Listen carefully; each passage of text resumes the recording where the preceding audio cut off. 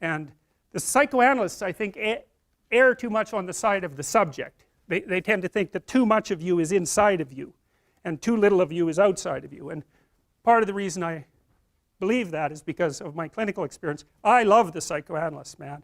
They're brilliant, they're deep.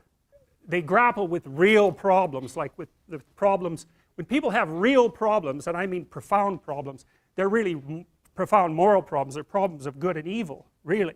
You know, there are things going on in their family that are so terrible that, well, that they're sometimes fatal, you know, lie upon lie upon lie upon lie for decades and decades and decades. It's awful. And that's not exactly inside them. It's out there in the world. And lots of the people that I see, very famous critic of psychology, I can't remember his name, but I probably will, criticized the practice of psychology quite effectively in the, I believe in the early 60s. The Myth of Mental Illness by Thomas Szasz, S-Z-A-S-Z. It's a classic. You should read it. If you're interested in psychology, read it. Like, it's a classic. And he basically said, most people have problems in living, they don't have psychological problems. And so I've experienced, despite my love for the psychoanalysts, very frequently what I'm doing as a therapist is helping people have a life that would work. You know, and you can parameterize that. It's like, what do you need? How about some friends? That, people kind of like that. How about an intimate relationship with someone that you can trust, that maybe has a future? That'd be good. How about a career that puts you in a dominance hierarchy somewhere, so at least you've got some possibility of rising, some possibility of stabilizing yourself, and a schedule and a routine, because no one can live without a routine. You just forget that. If you guys don't have a routine, I would recommend, like, you get one going, because you cannot be mentally healthy without a routine. You need to pick a time to get up.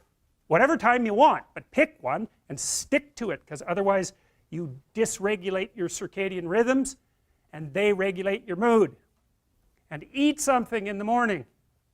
I've had lots of clients who've had anxiety disorders. I had one client who was literally starving. Very smart girl. There's very little that she liked. She kind of tried to subsist on like half a cup of rice a day. She came to me and said, I have no energy. I come home, all I want to do is watch the same movie over and over. What, like, is that weird? And I thought, well, it depends on how hard you work. You know, it's a little weird, but whatever. It's familiar. You're looking for comfort. So I did an analysis of her diet. It's like 3/4 of a cup of rice. It's like, you're starving. Eat something. You know, you'll feel better. So she modified her diet and all her anxiety went away and she had some energy. It's like, yeah, you got to eat. So a schedule, that's a good thing, man. Your brain will thank you for it. It will stabilize your nervous system.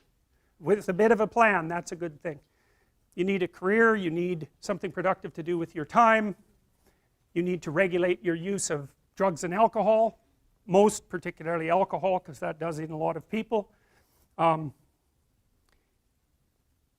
need a family, like the family you have, your parents and all that. It'd be nice if you all got along, you could work on that. That's a good thing to work on. And then, you know, you probably need children at some point, and that's life. That's what life is. And if you're missing, you know, you may have a good reason to not be operating on one of those dimensions. It's not mandatory, but I can tell you that if you're not operating reasonably well on 4, I think I mentioned 6, if you're not operating reasonably well on at least 3 of them, there's no way you're going to be psychologically thriving. And that's more pragmatic in some sense than psychological, right? Human beings have a nature, there's things we need. And if we have them, well, that's good. And if we don't have them, well, then we feel the lack. And so behaviorists, behavioral psychologists concentrate a lot more on that sort of thing. You know, it's practical. It's like strategizing. Make a career plan. Figure out how to negotiate, because that's bloody important. Figure out how to say what you need. Figure out how to tell the truth to people. Figure out how to listen to your partner in particular, because if you listen to them, they will actually tell you what they want, and sometimes you can give it to them and maybe they'll return the favor, and If you practice that for like 15 years, well, then maybe you're constantly giving each other what you want. Well, hooray, that would be good.